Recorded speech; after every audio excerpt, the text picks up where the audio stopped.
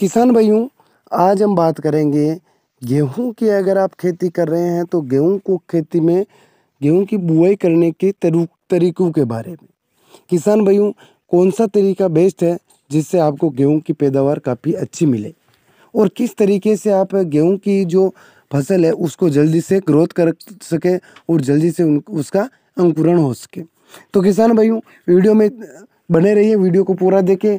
अगर आप हमारे चैनल पर नए आए हैं तो चैनल को सब्सक्राइब जरूर कीजिए और बेल आइकन पर बटन दबाकर ऑल पर सेलेक्ट जरूर कीजिए। किसान भाइयों, अगर आप गेहूं की खेती करते हैं, किसी भी वैरायटी की खेती करते हैं, तो इसके लिए दो तरीके आते हैं।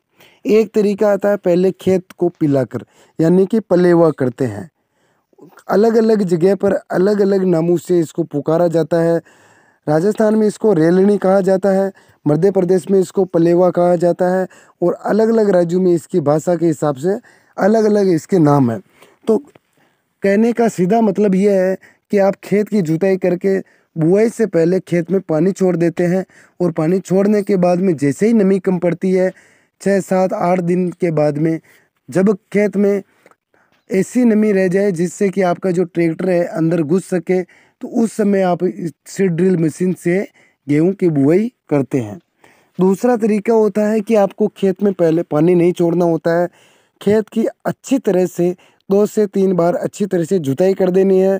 फिर खेत को अच्छी तरह से 2 से 4 दिन, 5 दिन, 6 दिन तक सूखा देना है और अच्छी तरह से सूखने के बाद में सीधे सीड ड्रिल मशीन से उसके अंदर बुआई करते हैं।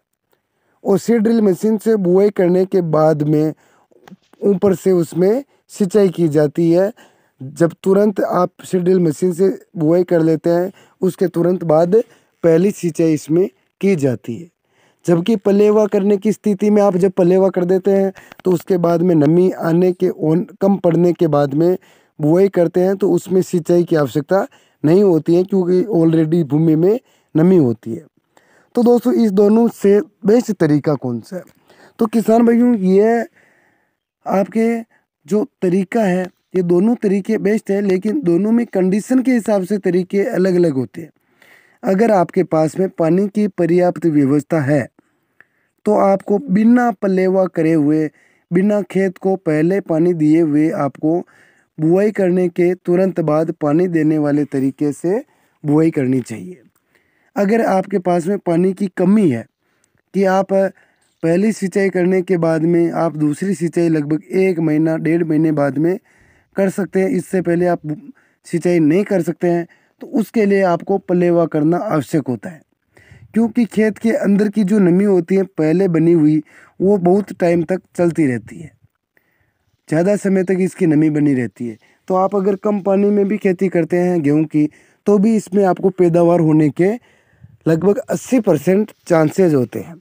अगर आपके पास में पानी की व्यवस्था नहीं है और आप पलेवा नहीं करते हैं और सीधे पहले बुआई करके फिर सिंचाई करते हैं, तो जैसे ही गर्मी पड़ेगी वैसे तुरंत खेत टाइट भी हो जाता है और सूख भी जाता है। तो दूसरी सिंचाई इसके अंदर 10 दिन के भीतर करनी पड़ती है। तो आप 10 दिन के भीतर आपकी इसकी सिंचाई आप नहीं कर सकते हो क्योंकि आपके पास में पानी की पर्याप्त व्यवस्था नहीं है। और अगर आपके पास में पानी की फुल सप्लाई है तो आपको बिना पलेवा करे हुए सीधे बुआई करने के बाद में तुरंत पानी दे देना है। और पानी देने के बाद में जब खेत आपका दूसरी सिंचाई के लिए सूख जाता है, नमी कम पड़ जाती है, तो आप दूसरी सिंचाई कर सकते हैं। और उसके बाद में आप अपनी कंडीशन के हिसाब से, भूमि के हिसाब से, नमी के हिसाब से लगातार आपको सिंचाई करते रहना है। तो दोनों ही तरीके बेस्ट है, लेकिन सबसे बेस्ट तरीका है आप सीधे आपको बुआई करके उसके बाद में पानी देना है। इस तरीके से खेत में गेहूं का अंकुरण बहुत जल्दी हो जाता है और दूसरी से आप सिंचाई करते हो तो तुरंत ही गेहूं काफ़ी बड़ा हो जाता है, ग्रोथ जल्दी हो जाती है।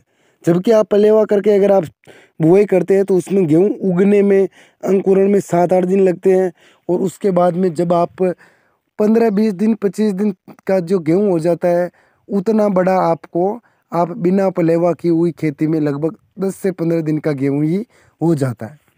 तो अगर आपके पास में पानी है तो बिना पलेवा किए हुए आपको बुआई करनी है। अगर आपके पास में पानी की पर्याप्त व्यवस्था नहीं है तो आपको पलेवा करने के बाद में ही बुआई कर लेनी है। दोस्तों वीडियो कैसा लगा हमें कमेंट बॉक्स में ज़रूर बताइए। अगर आपका कोई भी सवाल है तो आप हमें कमेंट बॉक्स में लिखिए। वीडियो को लाइक ज़रूर करें, चैनल को सब्सक्राइब ज़रूर कीजिए। आज की वीडियो में इतना ही, अगले वीडियो में फिर मिलेंगे। तब तक के लिए आप सभी को राम राम। जय जवान जय किसान।